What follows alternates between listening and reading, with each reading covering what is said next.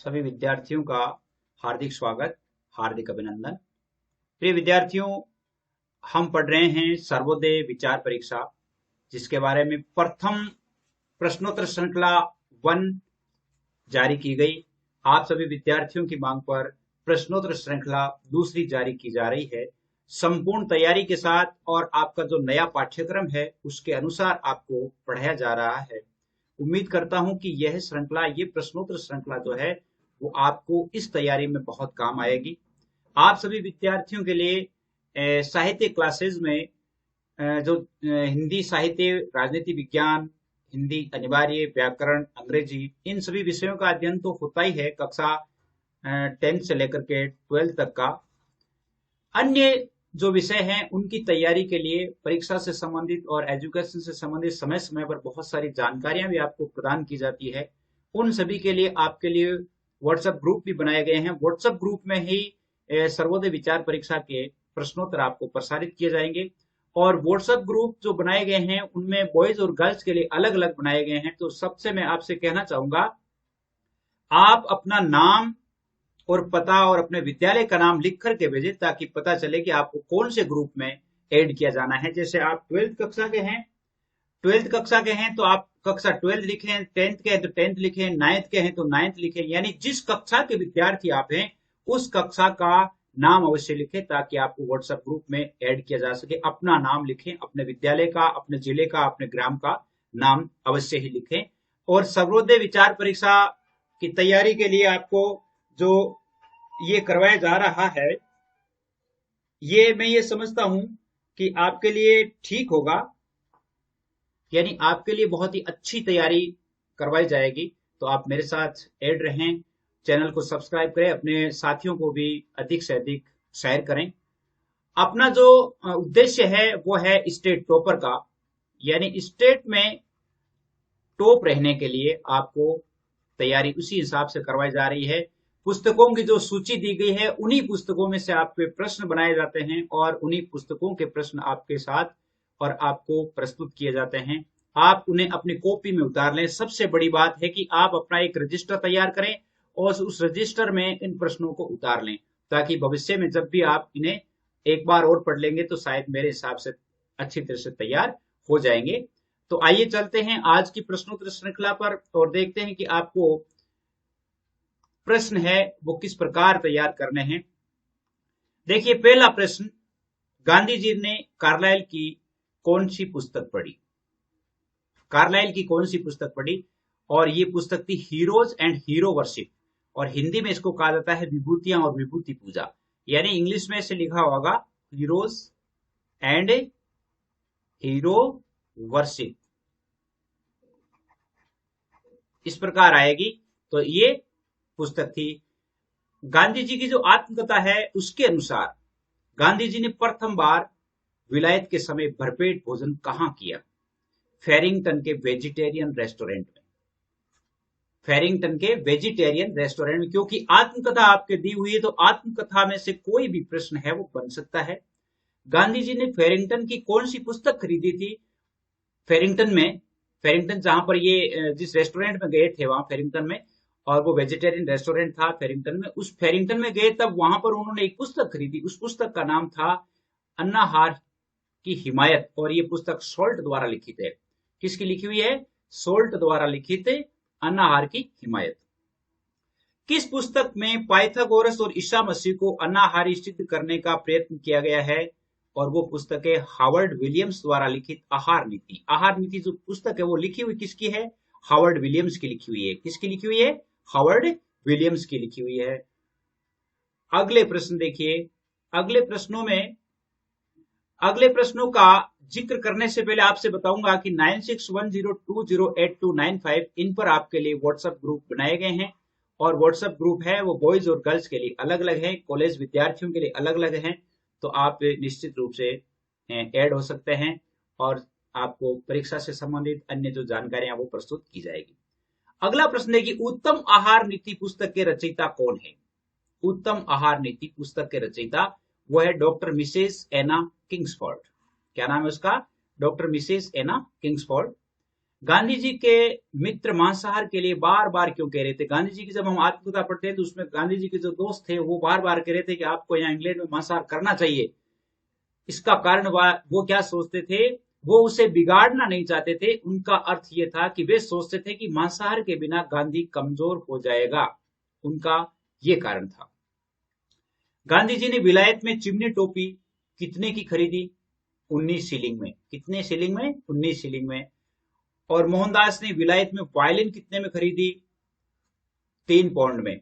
यानी जब वहां गांधी जी गए थे तो उन्हें ये देखा कि भाई मुझे वहां पर इस तरह प्रस्तुत होना है कि एक अच्छा इंग्लैंड में जो अच्छे रईस लोग होते हैं उसी तरह, तो उन्हें वहां जैसे नाचना सीखना है, अर्थात टोपी रखना है, ड्रेस इसी हिसाब से उन्होंने खरीदी थी। तो ये था।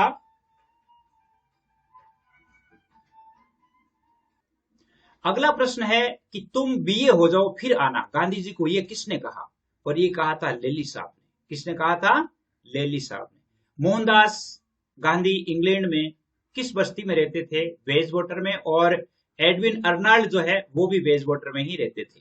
ये दोनों पास पास में ही रहते थे। एक जगह वो जब मिले थे तब उन्होंने कहा कि मैं भी वहीं रहता हूं, आप भी वहीं रहते। एडविन अर्नोल्ड भी कहां रहते थे? वेजवाटर में ही रहते थे। अगला प्रश्न देखिए। अगले प्रश्न के लिए आप, गांधी जी ने हीरोज एंड हीरोवर्शिप में क्या पढ़ा? हीरोज एंड हीरोवर्शिप में क्या पढ़ा था? हजरत मोहम्मद का दृष्टांत। क्या पढ़ा था? हजरत मोहम्मद का दृष्टांत।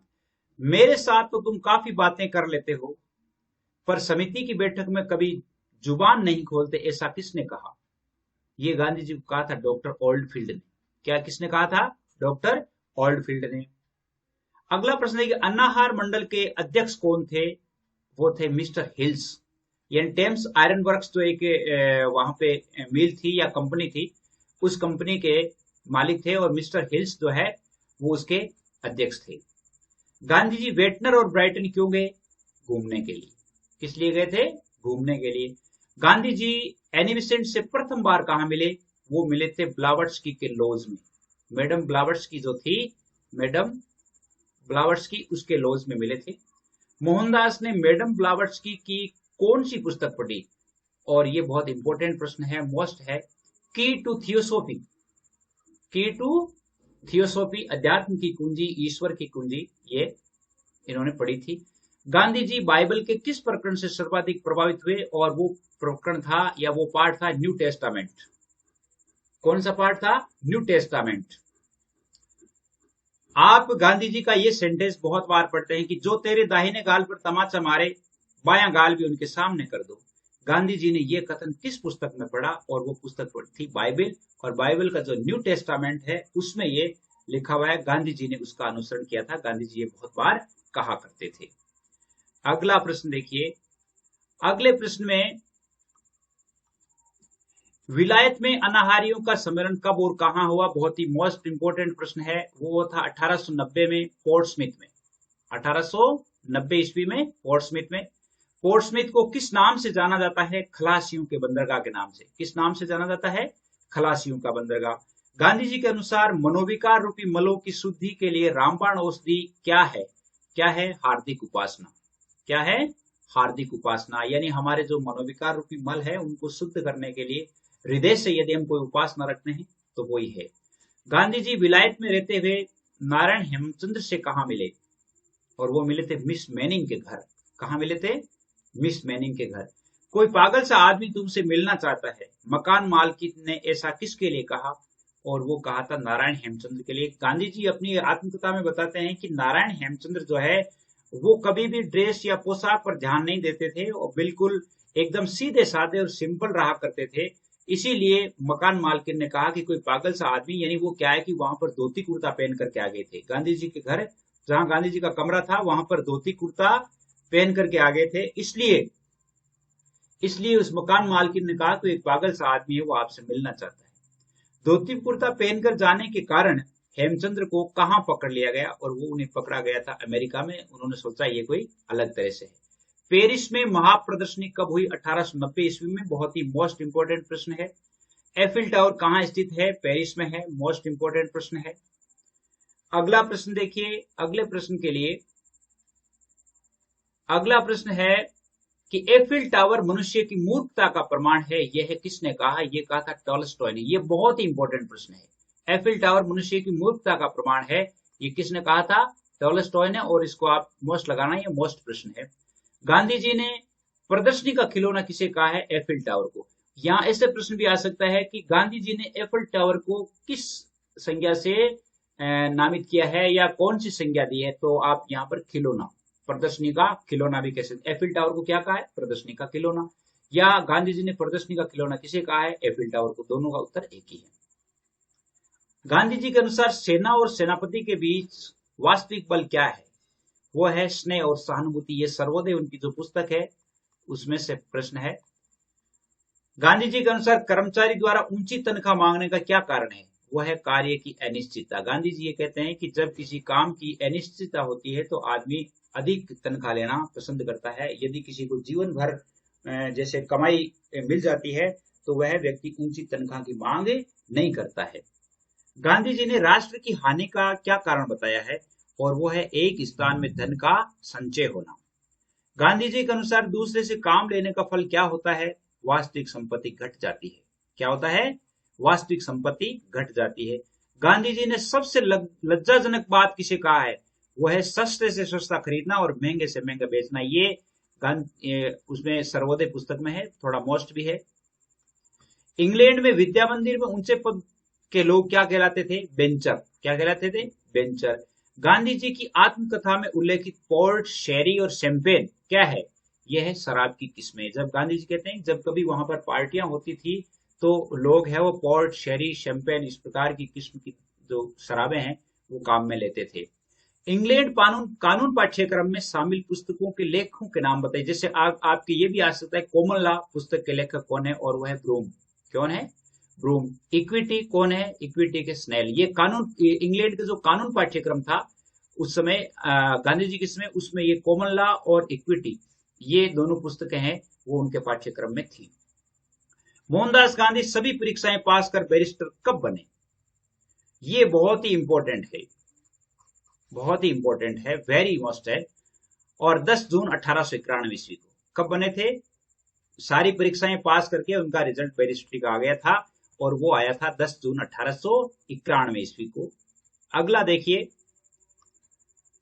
अगला है कि गांधी जी ने इंग्लैंड हाईकोर्ट में अपना नामांकन कब करवाया? ये भी बहुत इंपॉर्टेंट है। वो करवाया था 18 जून 1891 ईस्वी को। और फीस कितनी? 2.5 शिलिंग थी। कितनी थी? 2.5 शिलिंग। 2.5 शिलिंग देकर के और उन्होंने वहां पे यानी अपना नामांकन करवाया था ताकि वो वकील की प्रैक्टिस कर सके। विलायत में बैरिस्ट्री की पढ़ाई पूरी कर गांधी जी हिंदुस्तान के लिए रवाना कब हुए? और वो हुए थे 12 जून 1891 ईस्वी को। देखिए 10 जून को तो उनका रिजल्ट आया, बैरिस्टर बन गए। 11 जून को उन्होंने वहां पर नामांकन करवा लिया और 12 जून को वहां से वापस हिंदुस्तान के लिए रवाना हो गए। महात्मा गांधी ने वकालत का अभ्यास सीखने के लिए किससे मिलने का निश्चय किया?